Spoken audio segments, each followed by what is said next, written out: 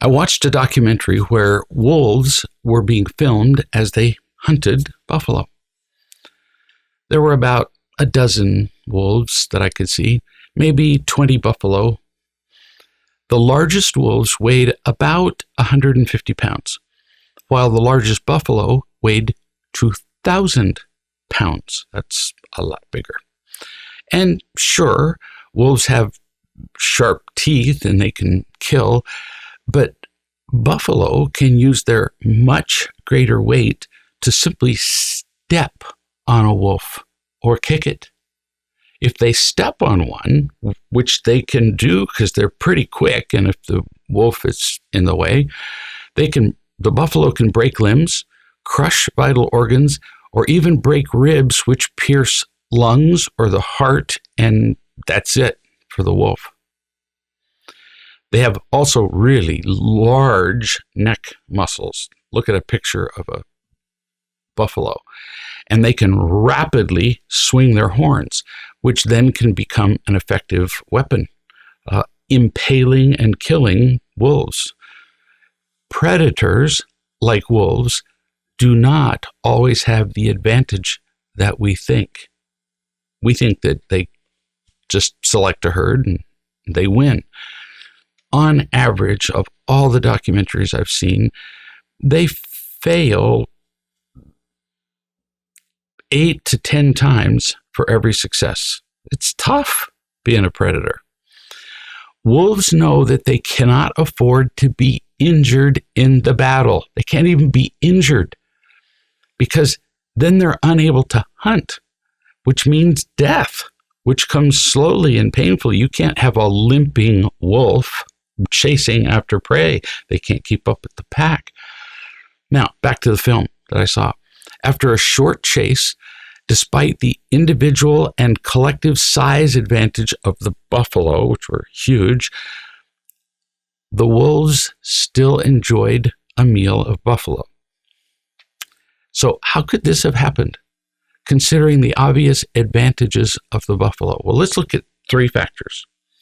First, persistence and single-mindedness.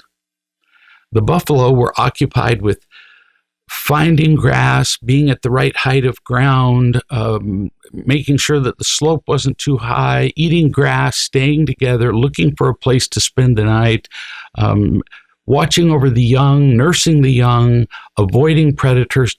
The buffalo herd together had a whole bunch of things to do to live, and they had to do them all at once.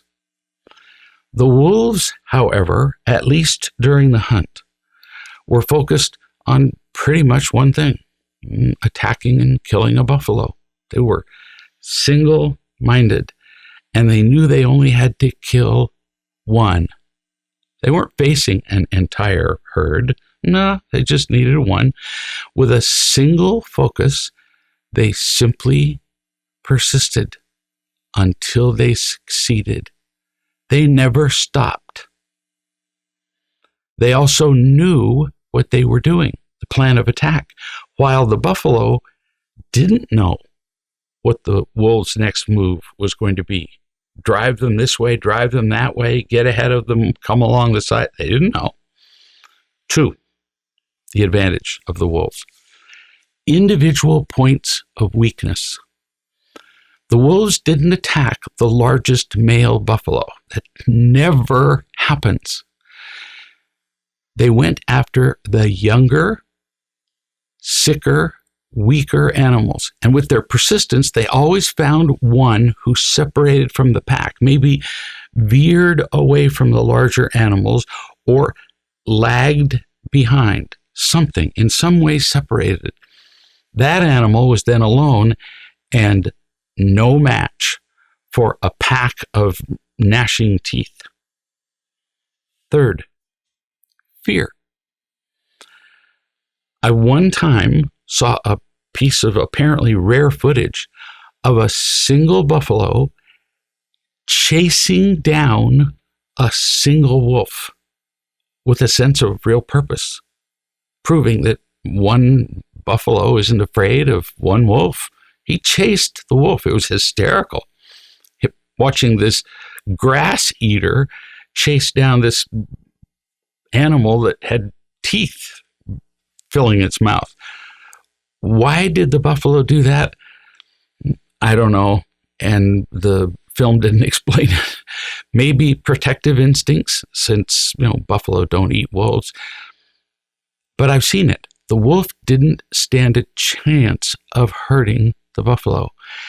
But a pack of wolves is growling, flashing teeth, dashing in and out, moving in all kinds of irregular directions, biting at the lower legs of the buffalo at every opportunity, and creating a sense of chaos and disorder. Probably instinctively, but it's very effective. If the bison, which is the correct name for American buffalo, stand in a circle with the largest and the strongest animals facing outward, guarding the younger and weaker animals in the middle, the wolves can't do anything. Really, they don't ever succeed, and they often fail because the buffalo just sit there. The wolves get cold and hungry, and they go off looking for something else. They won't charge in, taking the chance of being gored or trampled. They lose interest and go away. But if they can frighten the group of buffaloes with that whole growling, barking, nipping thing and get them to run, they can always isolate a single animal, bring it down, and overcome. As I watched the film, it occurred to me that the interaction of wolves and buffaloes is regrettably similar to the interaction of children and parents. It's not a perfect metaphor, but it's pretty good and it's instructive. Let's look at the children playing the role of wolves and the parents being the larger buffalo. So let's go through the three things. Persistence and single-mindedness. On uncounted occasions, I've watched children, and so have you, persist in demanding something, an activity, a toy, a game, a piece of candy in the store, demanding something. I want it, screaming, crying louder and louder until the parent simply wears out and gives in. You've all seen this. It's likely you've done it. Like buffalo, parents are occupied with lots of things. They're balancing so many needs that are screaming to be filled. Whereas children can focus entirely on what they want in the moment. Adults have a day full of activities that they've done 1,000 things. They're worried about paying the mortgage. They're wondering if they're going to get promoted. They're blah, blah, blah, blah. And the kid wants that piece of candy, and you're doomed. Because all of his focus is on one thing. They throw in all their energy, which overwhelms the parents who just want a moment of peace. Please. So the parent gives in, gives the child what he wants rather than what he needs. And the child learns a terrible lesson.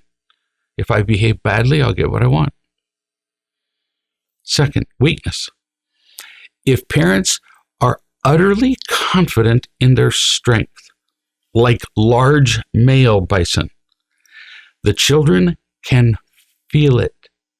They're very observant, and soon they give up the whining or the persistent trying to get a particular thing. They're also less likely to try the same thing in the future. But if parents waver in their determination about a decision they've made, children can smell it and they go in for the kill. I am not trying to depict children pitted against their parents. No, they just want a thing. All this happens unconsciously. I'm just pointing out striking similarities that can teach us something here. Similarities between us and bison and wolves. Third was fear. Almost all parents are afraid of their children's disapproval. Once we're afraid, it's over. Our children can smell our fear. Then we cannot love or teach them, and the wolves bring us down. I've watched it over and over again. They get what they want, which is ease, comfort, entertainment. They don't want to be taught because they don't see the future value. They don't want to be taught things like responsibility. But if the wolves win, it's a hollow victory because overall they lose, and they lose big. They get what they want, but it's not what they need to be happy and fulfilled in life. In the absence of guidance and love, the parent-child relationship does become adversarial, us against them. The wolves do take the field. The buffalo get eaten. With parents and children, that's a disaster because then the children have to parent themselves. And that never, ever works out well. So what's the solution? 1, we have to be as persistent and single-minded in loving and teaching as our children are in getting what they want rather than what they need. 2, we cannot afford to be weak. We can't afford to do it. Just like can't afford to run red lights, can't afford to break the law. There's some things you just can't do. We have to be filled with the strength of unconditional love from others so we can love and teach our children.